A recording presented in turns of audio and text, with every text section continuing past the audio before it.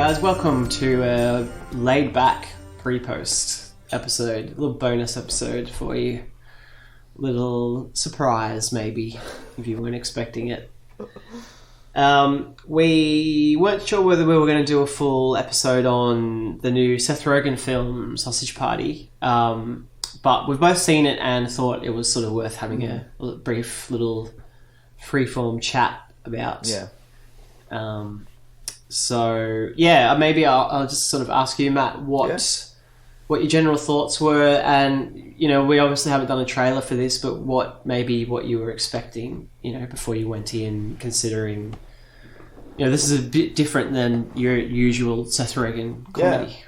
I think that's actually a really good place to start, and even though we've skipped the trailer portion of the podcast, I think it's really important to sort of like start with that, because that was what got me excited. Like seeing a trailer for this film, and just in general, a sort of adult animated film is such a rarity. I mean, I probably can't think of anything other than the South Park movie.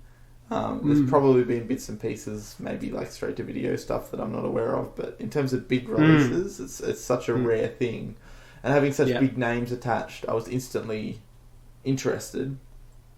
And I think the trailer is actually really great, and watching the trailer made me actually more excited for the film. It was maybe a little bit spoilerific, I guess, in terms of like the dark turn and the violent turn that the sort of film takes, but I think you needed that for the trailer. So I guess going in, I was actually really excited to see what these guys could do in an animated format. Not that I kind of expected anything super different, I guess, but just the fact that it was animated and it was sort of like stepping out of the comfort zone and something we hadn't seen in a long time. My expectations were super high. And this is kind of the first time I've spoken about this film, and I don't really know how to process it, because it was such a weird experience watching this film, and it's rare that I have such polarizing feelings during a film, because I really, really, really, really, really disliked this film from the beginning, and I think the opening song I thought was very weak, and it's kind of snowballed from there, and I kind of began to get the sense that these guys essentially thought their job was done once they had cartoon characters saying fuck. Like, that was the funniest thing, and they ticked that box, so let's just say fuck and say some dirty stuff, and then that's your comedy sorted, which I just did. And it was like what we were joking about a few weeks ago in the podcast. I was literally sitting there with my arms crossed saying, like, this is not funny. Like, I am not laughing at any of this. Like, this is so juvenile and lazy. Like, this is not funny. Like, the gulf between this and the South Park guys is monstrous. Yeah. Like, the South Park humor is so witty and so on point, and there's so many levels to the humor. I mean, it's dirty and juvenile, but it's clever in its own way, whereas this lacked any of that cleverness. But having said that, as I can't say I enjoyed the film there was moments of like pure gross outness that made me laugh throughout, and the reveal of the like horrific violence that was happening to the food was funny as it was in the trailer, though it wasn't a surprise because it was already sort of revealed to us.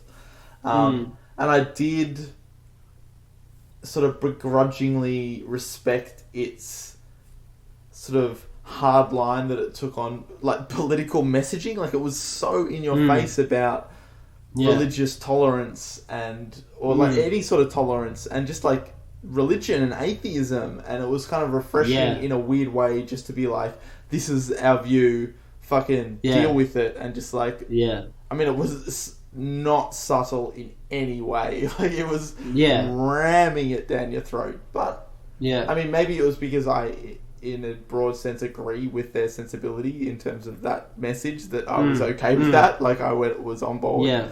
So I kind of was like on and off throughout the film. Things would make me laugh. I think that the general internal logic of the film is just fucked. Like, none of it makes sense, and it's dumb and stupid, and that annoyed me for a lot of...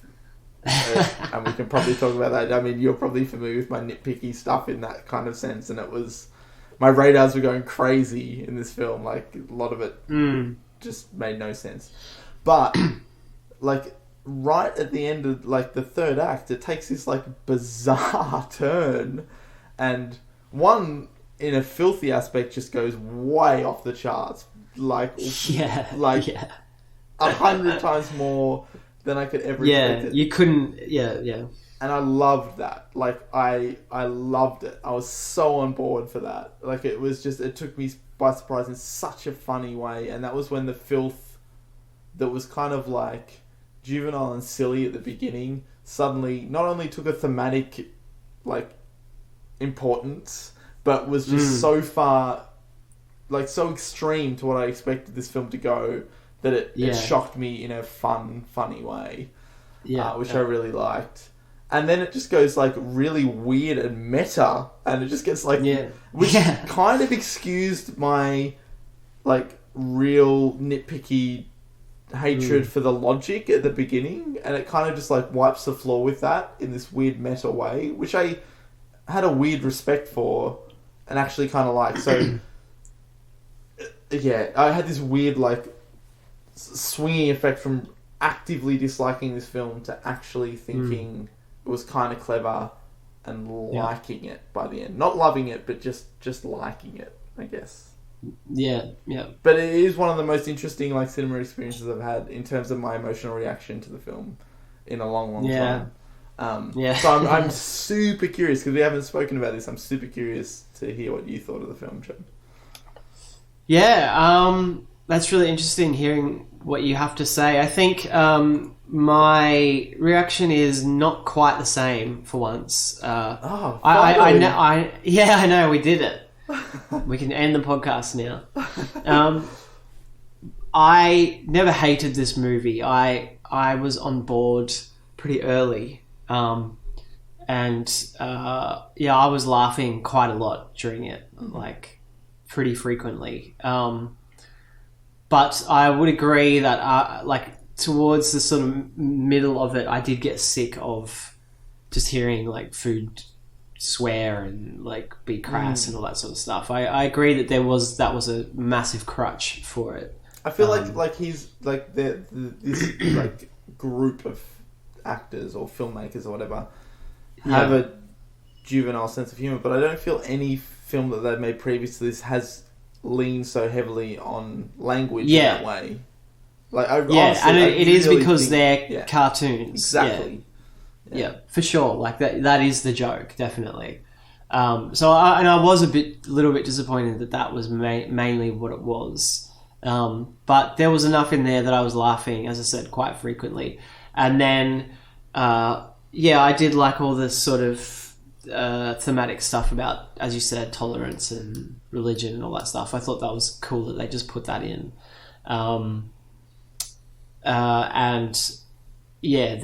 I was also shocked by the scene at the end.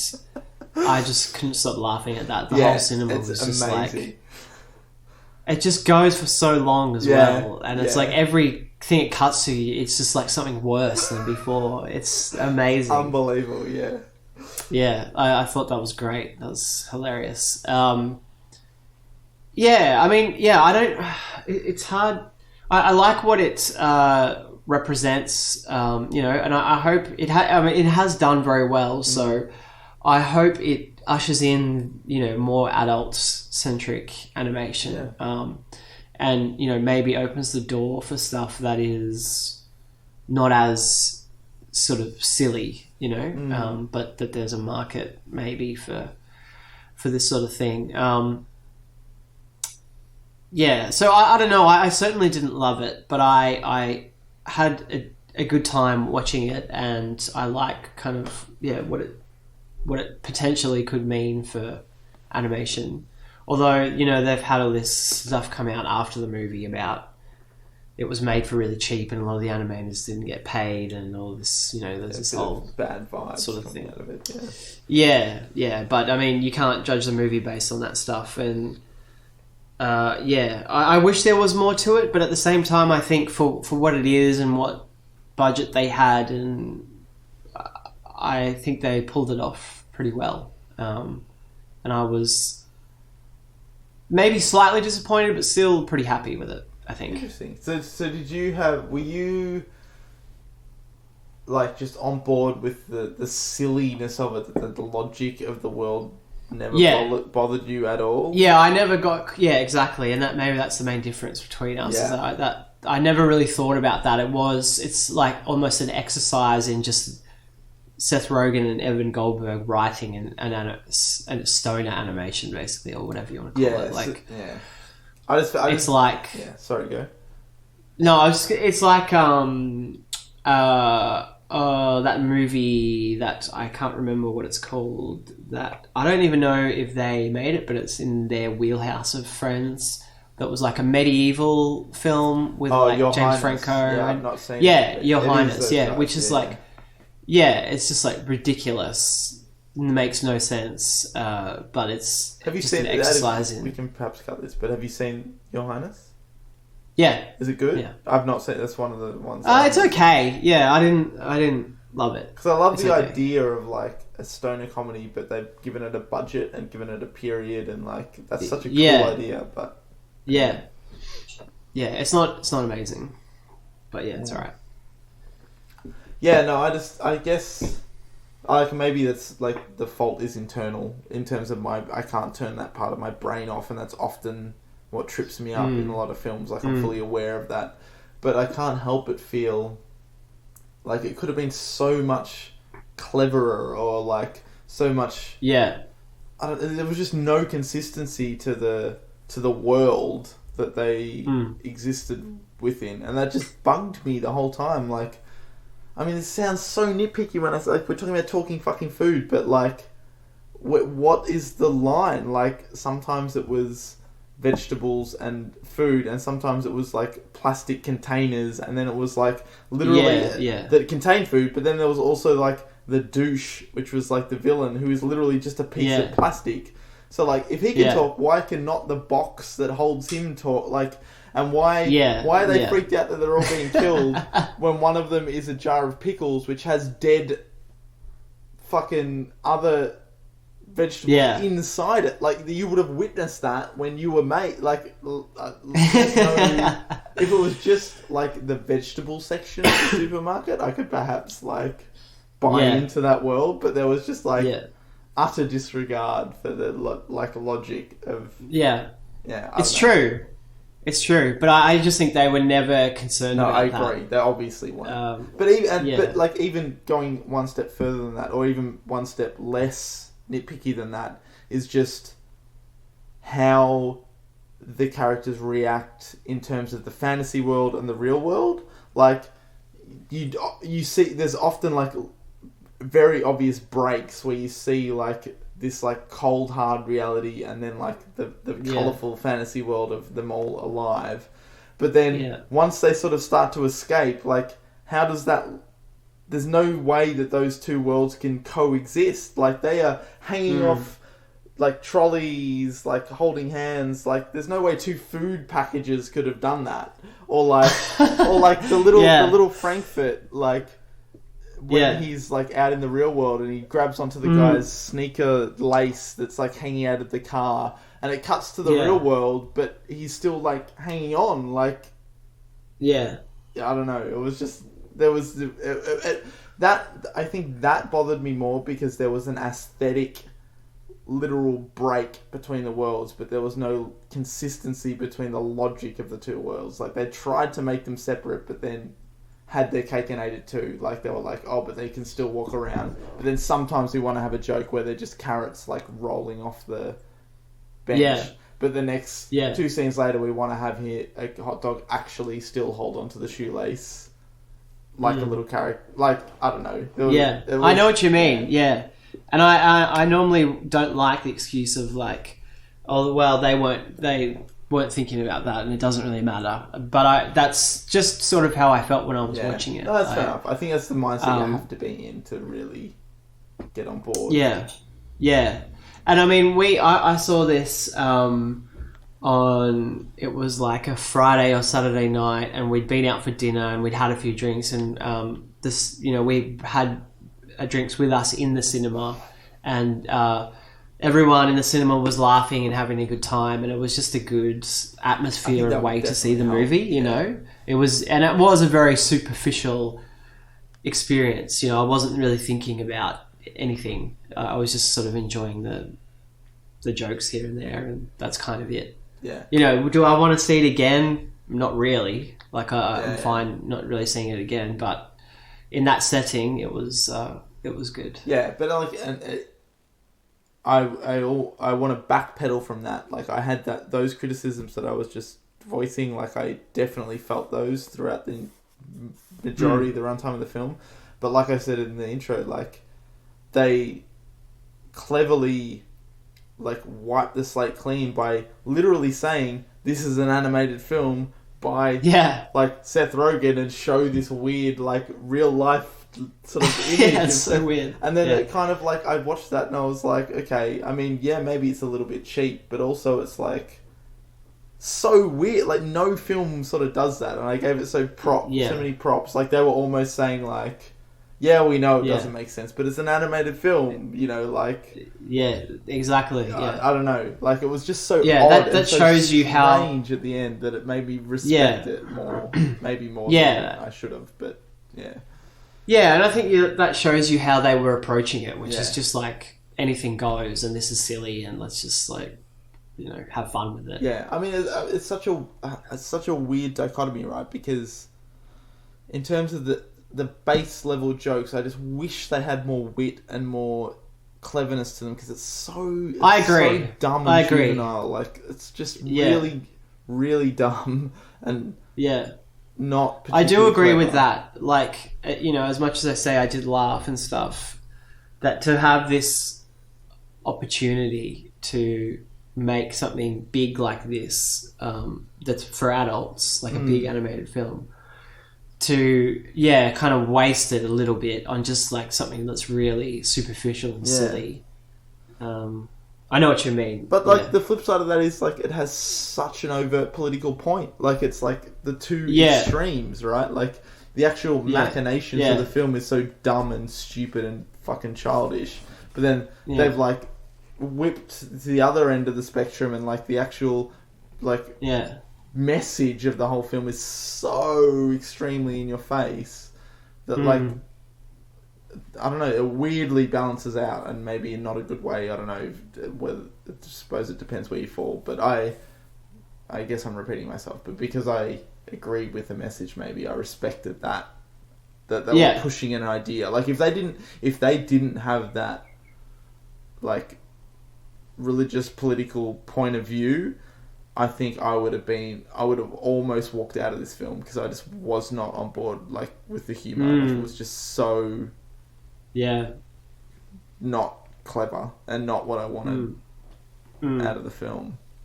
But they kind of balanced each other, and that's not to say I didn't laugh. Like, I laughed quite a bit, but it was sporadic. Like, I think I'd laugh at one thing, and then there'd be like 4 or 5 jokes that I honestly just wouldn't laugh at all, and then there'd be a couple that I'd laugh at. Like, it was pretty hit and miss for me.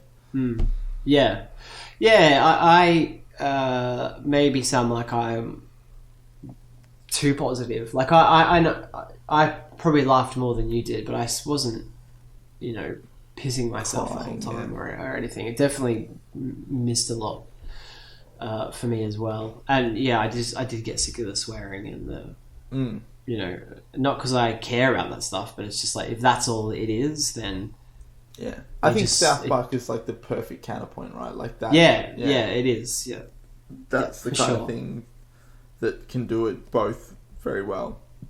Yeah.